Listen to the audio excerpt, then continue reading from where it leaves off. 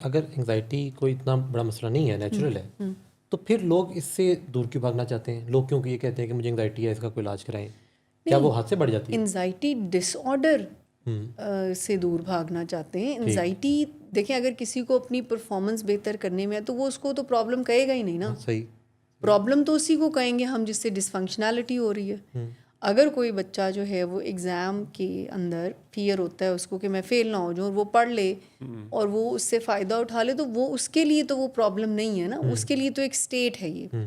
لیکن اگر کوئی بچہ ہے اس کو یہ ہوتا ہے کہ اگر میں نہیں پڑھوں گا تو میں فیل ہو جاؤں گا، اور وہ فیل ہونے کا ڈر اتنا زیادہ ہو کہ وہ اس کو وہ پڑھ ہی نہ سکے، تو پھر اس کو ہیلپ کی ضرورت ہے. سوچوں میں تو انزائٹی آنے والے وقت کے خدشات کی صورت میں ظاہر ہوتی ہے. ٹھیک. رویوں میں انزائٹی ہمیشہ اوائڈنس کی طرف، ڈس آرڈر کی بات کریں، وہ ہمیشہ ہمیں کہے گی اچھا تمہیں یہاں سے پینک اٹیک ہوتا ہے تو اس کو نہ اوائڈ کر دو، یہ اس چیز سے تمہیں فوبیا ہے، اس چیز سے تمہیں ڈر لگتا ہے، تو اس کو بھی اپنی زندگی سے. So avoidance is the ideal behaviour, یعنی desired behaviour. Anxiety disorder کا ہے کہ تم جو ہے نا اوائڈ ہی کرو.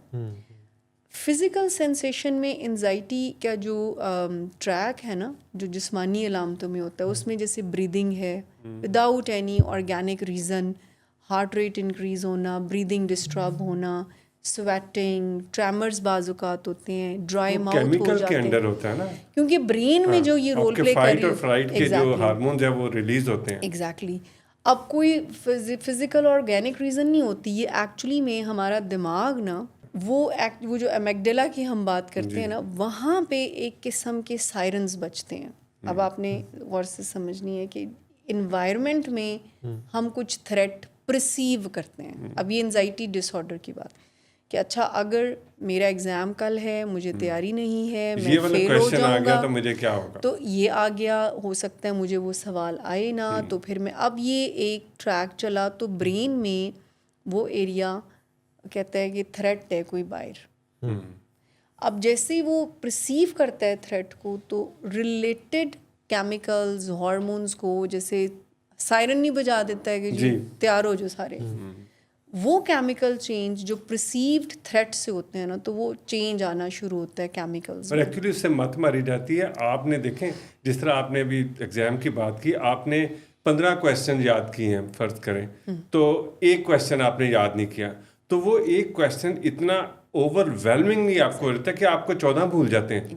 So that's how the pathological anxiety جو ہے نا وہ آپ کو ٹریگر کرتی ہے. تو اب وہ کیمیکل کی وجہ سے وہ آپ کا ہارٹ ریٹ، حالانکہ وہ پرسیوڈ ہے، ایکچولی میں نہیں ایسا کچھ ہونا. اور پھر تو پیپر سامنے آیا ہو تو علیحدہ بات. ہاں جی. تو اس میں پھر آپ کا جو اس طرح سے بعض اوقات جو پینک اٹیک لوگوں کو ہوتا ہے، تو وہ جاتے ہیں ہارٹ اسپیشلسٹ کے پاس، دل کے ہاسپٹل میں، کہ جی ہمارا، اور ان کی ای سی جی نارمل آ رہی ہوتی ہے، چیزیں بالکل آرگینسٹی بالکل ٹھیک ہوتی ہے.